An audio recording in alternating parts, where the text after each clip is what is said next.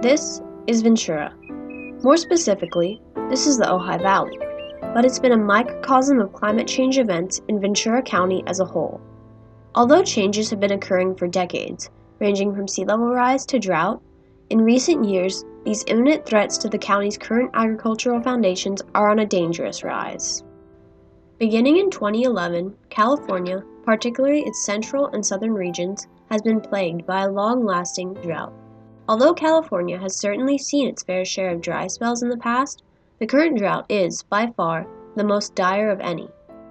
And the drought is going to continue, and if it does, Southern California, and specifically this part of Ventura County, up at the hills, is where, because of the microclimates, is what water is going to be more scarce. So definitely this is a big push right now, especially in the Ojai Valley, to bring water, state water, or just try to make, try to use some conservation measures so that we can use the water, right? So kind of like instead of let the water flow to the ocean, try to use some permaculture strategies and some conservation measures that the water stays, right? Because of this, new measures are currently being taken in an effort to attempt to reverse the detrimental effects of the drought. We can do a lot of things through personal actions, like you lower your meat consumption, you lower, you water use and all that, which is great. So, but that has to be matched by policymakers. However, Sherry Carlson of the Ventura County Star highlights an important issue.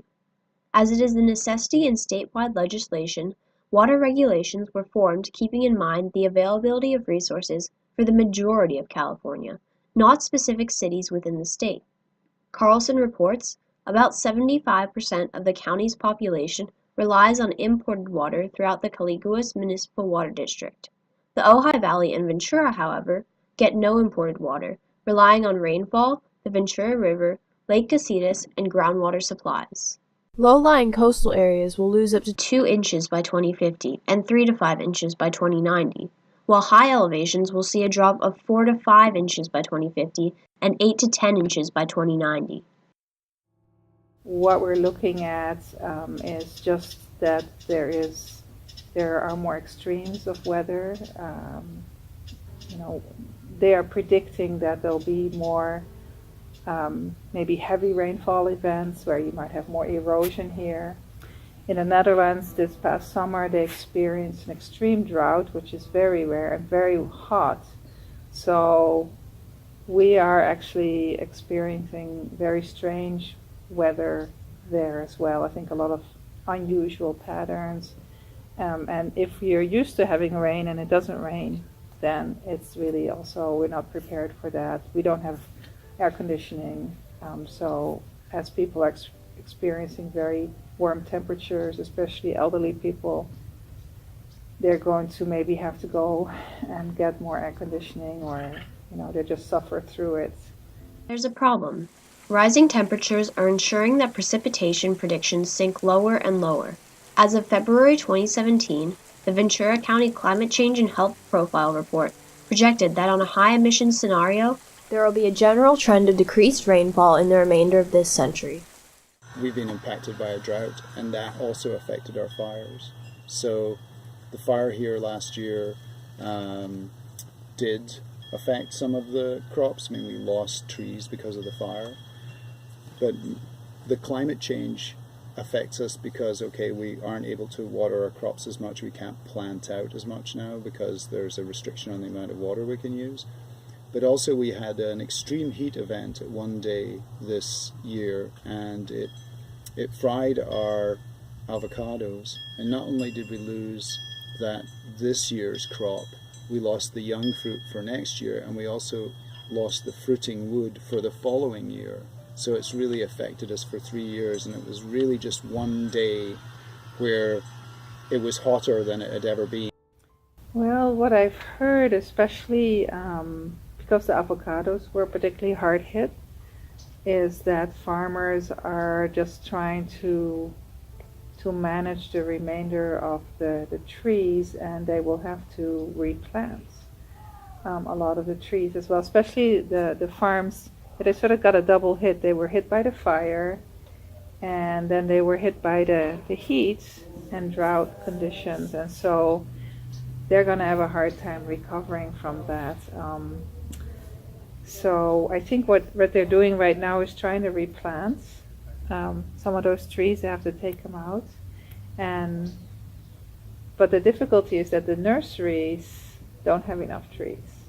So they're going to have to wait a couple of years, and it's going to be maybe, once you plant a new tree, it's going to be 5 years or 8 years before it's back into production. So it's not just a 1 year loss, it's 10 years, and we hope that they will survive economically. Ventura County must take policy into its own hands, as even adhering to statewide rollbacks on water consumption would be unsustainable based on current local water source levels and rainfall projections. In terms of another thing, agriculture, we're really big in agriculture in the Ventura Valley, in Ventura, and as you can see in the High Valley as well. So there's going to be a lot of decisions that will have to be made about if certain crops will be able to actually stay around. So that's going to have a big economic impact as well, and not just impact, but also it's going to impact the tourism, right? Industry, because I think that part of the idea of having, or part of the idea of a lot of people from LA, the LA area and other parts of the state and the country coming to Ojai and the Ventura areas, because it has this very specific climates and cities and small towns that people like to visit. So, and that's going to change. Ventura County is essentially confronted with a menacing drought, compounded each year by increasing temperatures, and the effects have reached far beyond how often people can water their lawns or the length of their showers. This year there was just like a perfect example of how much temperatures are changing. We had a late, really hot spell. Normally in the springtime we get some warmer temperatures, but this year we had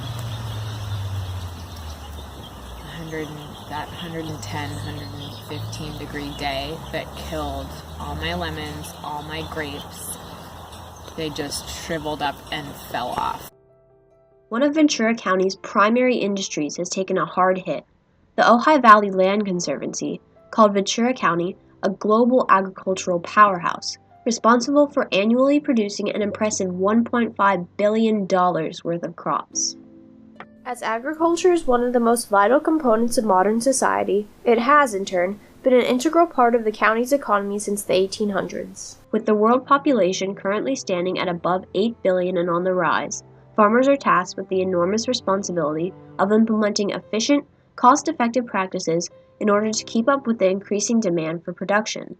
Yet they must also address the impending problem of climate change, reducing their emissions footprint while at the same time finding new ways with which to deal with the impending effects of rising global temperatures. All of animal agriculture, all of livestock production has been sort of lumped into a climate detrimental category. And that is a real shame, because the Fiber Shed Project actually did a study about, for example, applying compost to pasture lands. And just in general, the differences between grass-fed animals and feedlot or corn and soy-fed animals are really huge. It's crucial that farmers are aware and consumers are aware of the huge impact of the industry on global climate and are consciously responding with their actions. If people are willing to learn just a little bit more, they could be supporting farms that are implementing these practices despite it being very much against the grain, and there not being a whole ton of information about the financial or environmental realities of those practices. While minor changes can be made through awareness of the situation, the use of more sustainable equipment, and the installation of effective water usage systems, the main way to combat this issue and the issue of carbon pollution as a whole is through regenerative agriculture.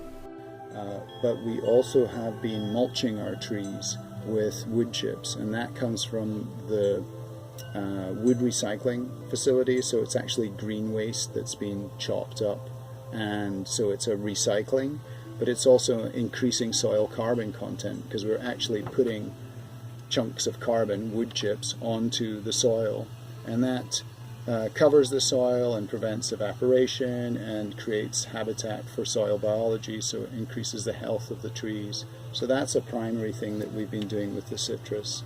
We've also been experimenting a little bit with application of composts and compost teas, which are supposed to increase the ability of soil to retain water, like to make it more of a sponge, a carbon sponge is what we're looking for. If 10% of California's pasture lands, rangelands, so imagine all of California's pasture land, if 10% of that got one application of compost, a half inch of compost every 30 years, that would be enough carbon sequestered by that compost in the soil to offset all of the transportation vehicles emissions in California.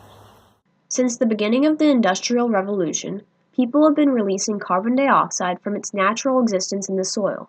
This can occur in many different forms, such as through the burning of natural gas and fossil fuels, or through acts as simple as tilling the soil. As a result, the overall carbon balance in our Earth atmosphere system has been upset.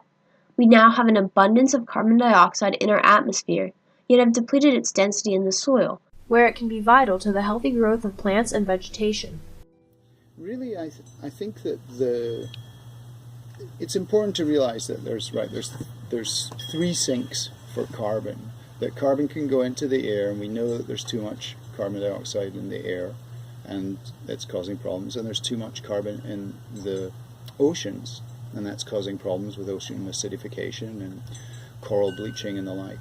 But soils are depleted and dying because they don't have enough carbon.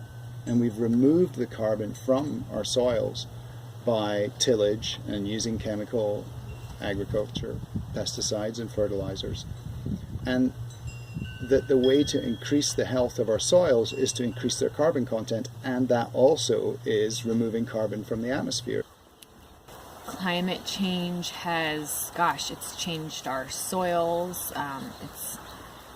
It interacts with our soils quite a bit. If we could, and as we do, add as much mulch as possible to our property, that can sequester carbon, that can help healthy soils sequester carbon. So planting cover crops and mulching and trying to disturb the soil as little as possible helps keep carbon and nitrogen in the soil. So those are some ways that we take carbon and nitrogen out of the air and put it into our soil where we need much more of it. That's where regenerative agriculture comes in. Regenerative agriculture is a system of agriculture that aims to balance the carbon cycle, using plants to harness carbon dioxide from the air and bring it back into the soil where it can benefit future crops. The process of adopting regenerative agriculture includes rejecting pesticides and artificial fertilizers and aiming to improve biodiversity and health of the topsoil, which in turn helps strengthen the resilience of farming communities to climate fluctuation. The effects of climate change throughout many different scenarios are being felt throughout Ventura County and California as a whole more and more rapidly. We need to address this problem now, or else our future generations will suffer at the hands of our irresponsibility. While politics and policy will help to move the efforts forward on an overall level, it is truly the actions and teamwork of an individual and their community that are the key fighters in the global climate change problem.